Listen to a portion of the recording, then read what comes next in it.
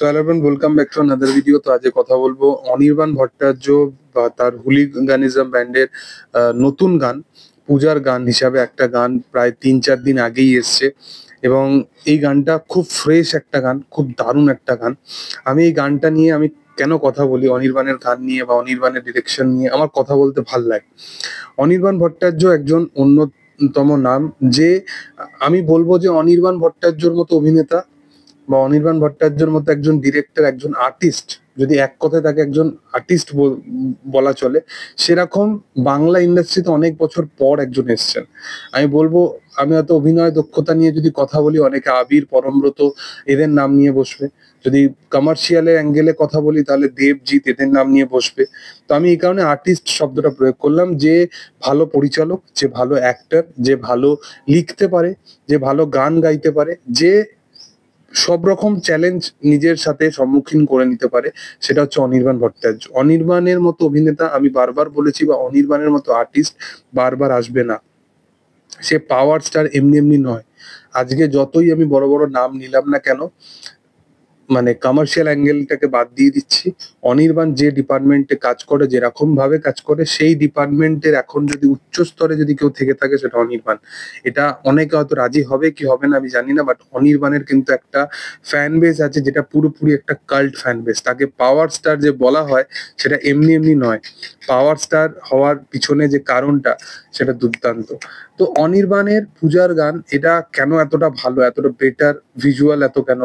মেলার গান নিয়েও আমি বলেছিলাম যে এই গানটা চার্টবাস্টার হবে এবং আগামী দিনে এই গানটা ঐতিহাসিক কিছু হতে চলেছে। সেরকম পূজার গানের ক্ষেত্রে আমি এটাই বলবো যে এটাও কিন্তু একটা ঐতিহাসিক দুর্দান্ত একটা কিছু চার্টবাস্টার গান বা একটা কাল্ট সং এটা হতে চলেছে।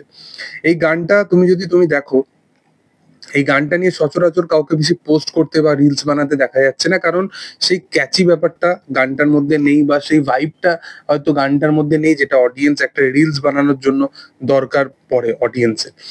কিন্তু গানটা তুমি পুরোপুরি ফলো করো, গানটা ভিজুয়ালি খুব ভালো, যেভাবে ক্যামেরা ওয়ার্ক, যেভাবে শুট করেছে তারা, সেটা দুর্দান্ত। এর সাথে সাথে আমরা সবসময় যেটা ইন্টারন্যাশনাল বা যেটা ইন্টারন্যাশনাল কোনো জিনিস দেখি আমরা, তখন আমরা একটা জিনিস বলি যে এই যে তারা যে নিজের কালচারকে এত সুন্দরভাবে রেপ্লিকেট করছে, এই বিষয়টা আমাদের ইন্ডিয়ানদের মধ্যে নেই। আমরা আমরা ইন্ডিয়ানরা সবসময় নিজের কালচারকে দেখাই না। এই যে হনুমান কাইন্ড যে রানী টাপ বলে একটা গান বানিয়েছিল এবং সেখানে সে নিজের কালচারকে দেখাচ্ছে। তারপরে বিগ ডগস বলে গানটাতে, সেটাও কিন্তু ইন্টারন্যাশনালি সে গাইছে, কিন্তু নিজের কালচারকে সেখানে রিপ্রেজেন্ট করছে। সেরকমই অনির্বাণ ভট্টাচার্য, এই যে পুরোপুরি, শুধুমাত্র আমি বলবো না যে এর পিছনে তারই মাথা আছে এরকম নয়, বাট তার যে ভিডিও মেকিং তুমি যদি দেখো এবং তার যে গানের ভাষাগুলো দেখো, সেখানে কিন্তু সে নর্মাল মানুষ বা আমাদের এখানকার কালচার বা পুরুলিয়ার ভাষায় গান, সেখানকার ডান্স, সেই জিনিসটাকে যেভাবে এক্সপ্লোর করা হয়েছে পুরোপুরি থ্রু আউট গানের মধ্যে, সেই জিনিসটা কিন্তু সচরাচর ইন্ডিয়াতে তো খুব কমই হয় এবং বাংলায় তো হয় না বললেই চলে। যে এখানে নিজের কালচারকে আগে রাখা হচ্ছে, কালচারকে রিপ্রেজেন্ট করা হচ্ছে, এর চেয়ে ভালো একজন মানে বাংলা ভাষার প্রতি ভালোবাসা আর কি দেখাতে পারে? তো এটাই হচ্ছে ব্যাপার।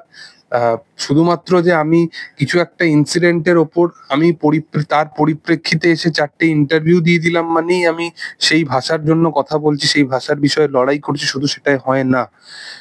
তোমার আর্ট ফর্ম কতটা সেই বিষয়টার ওপর কথা বলছে, কতটা সেই বিষয়ের ওপর মানুষের কাছে সেই জিনিসটা পৌঁছে দিতে পারছে, এইটাকে বলে মাস অ্যাপিল, বা এই জিনিসটাকে বলে মাস ট্রিটমেন্ট।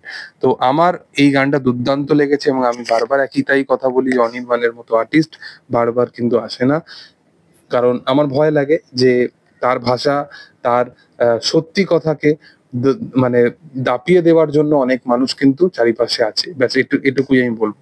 এবার তোমাদের বক্তব্যটা অবশ্যই কমেন্ট সেকশনে জানাতে পারো। ভিডিও ভালো লাগলে অবশ্যই তোমরা লাইক করো, শেয়ার করো, সাবস্ক্রাইব করো চ্যানেলটাকে এবং পাশে থাকা বেল আইকনটা অবশ্যই প্রেস করে দিও। Thank you all, by.